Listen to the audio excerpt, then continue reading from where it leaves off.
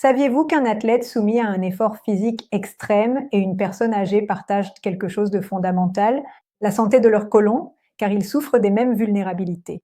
Mais pourquoi cela se produit-il et comment cela influence-t-il les cycles naturels d'anabolisme et de catabolisme du corps? Il s'avère que la fonction du côlon est plus importante que vous ne le pensez. Le stress physique a un effet similaire à celui du vieillissement sur cet organe et, par conséquent, sur votre corps.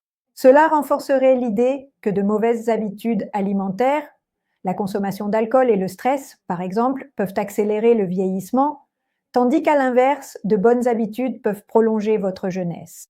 Aujourd'hui, je vous explique ce que vous pouvez faire pour renforcer la santé intestinale et comment des alliés comme certains probiotiques spécifiques utilisés de manière stratégique peuvent vous aider à freiner certains effets qui favorisent un vieillissement accéléré et au contraire à maintenir un organisme jeune tout au long de la vie.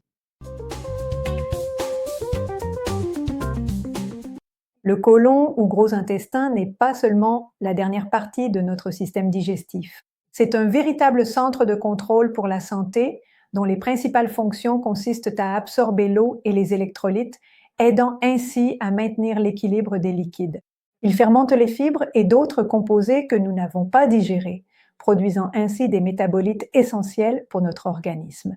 Il nous protège contre les infections, car il abrite des millions de bactéries bénéfiques qui composent notre microbiote intestinal. Interférer avec le système immunitaire, affectant même votre humeur et votre énergie. Un côlon sain signifie une meilleure digestion, des défenses plus fortes et une plus grande vitalité. Place.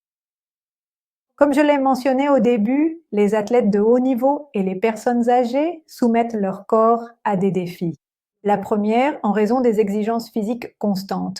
La deuxième, due au passage du temps et à la perte de fonction. Ce qui est curieux, c'est qu'ils partagent tous deux des fragilités similaires. Stress oxydatif et augmentation de l'inflammation, perte de diversité bactérienne dans l'intestin, perméabilité intestinale accrue, ce qui facilite les infections et les problèmes digestifs. Le surpoids, les maladies, le stress et une alimentation pauvre aggravent ces effets. Mais alors, comment identifier si votre côlon est affaibli? Il faut prêter attention à ces symptômes: digestion lourde, ballonnement ou gaz, fatigue persistante et morale en berne, défense immunitaire faible ou infection fréquente, troubles du transit intestinal, que ce soit constipation ou diarrhée. Mais voici l'une des clés pour la santé de votre côlon: les probiotiques, les prébiotiques et les symbiotiques. Que sont-ils exactement et à quoi servent-ils? Eh bien, les probiotiques sont des micro-organismes vivants, principalement des bactéries, que l'on consomme sous forme de compléments ou d'aliments fermentés. En arrivant vivants dans l'intestin, ils aident à équilibrer votre microbiote et favorisent la production de métabolites bénéfiques. Pour leur part, les prébiotiques sont des fibres ou des composés végétaux qui ne sont pas digérés, mais qui nourrissent les bonnes bactéries de votre flore intestinale, aidant ainsi à leur croissance et à leur activité. Enfin, les symbiotiques combinent probiotiques et prébiotiques, maximisant le bénéfice en apportant à la fois les micro-organismes et leurs aliments préférés. Chacun joue un rôle essentiel et leur utilisation appropriée peut faire la différence pour la santé intestinale. En effet, tous les probiotiques ne se valent pas. Des études scientifiques ont montré que différentes souches procurent des effets spécifiques selon la population. Pour les sportifs, par exemple, le Lactobacillus rhamnosus GG et le Bifidobacterium lactis aident à réduire l'inflammation, à améliorer l'absorption des nutriments et à raccourcir le temps de récupération. Chez les personnes âgées, le Bifidobacterium longum et le Lactobacillus plantarum contribueraient à maintenir la fonction digestive et à renforcer les défenses. Chez les femmes en période de ménopause, des souches comme le Lactobacillus reuteri et le Lactobacillus gasseri aident à moduler l'inflammation, à améliorer la santé vaginale et à favoriser le métabolisme. Dans les situations de récupération après un cycle d'antibiotiques, des souches comme le Saccharomyces boulardii et le Lactobacillus casei aident à restaurer le microbiote endommagé et à prévenir les infections secondaires. Ainsi, avant de choisir vos probiotiques, assurez-vous qu'ils contiennent les souches qui correspondent aux besoins spécifiques de votre organisme à ce moment-là.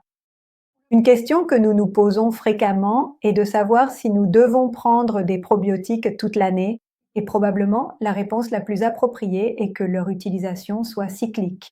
Bien que cela dépende de votre cas spécifique, les prendre pendant des périodes d'1 à 3 mois, puis faire une pause permet à votre microbiote de s'adapter et d'éviter qu'il ne devienne dépendant de suppléments externes.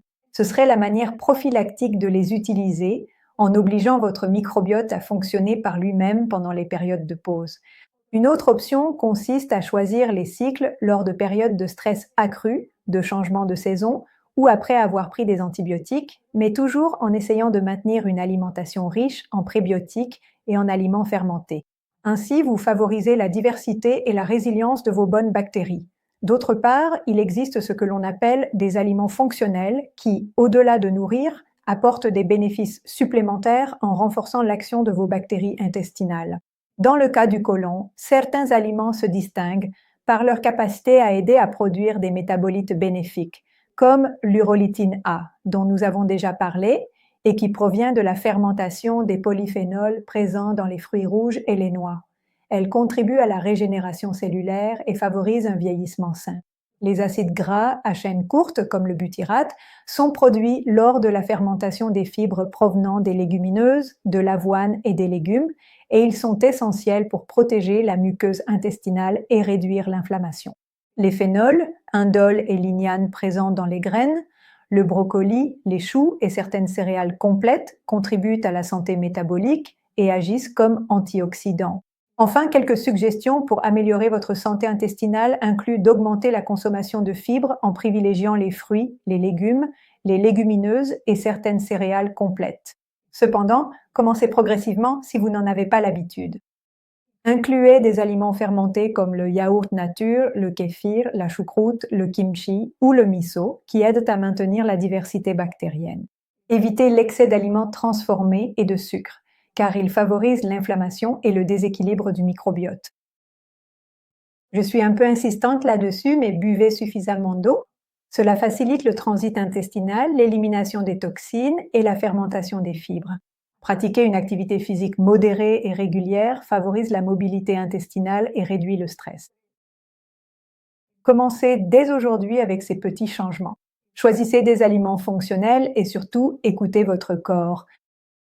Si vous avez trouvé cette vidéo utile, merci de mettre un like, de vous abonner à ma chaîne et d'activer la cloche pour recevoir des notifications lorsque nous aurons de nouveaux contenus pour vous. À bientôt.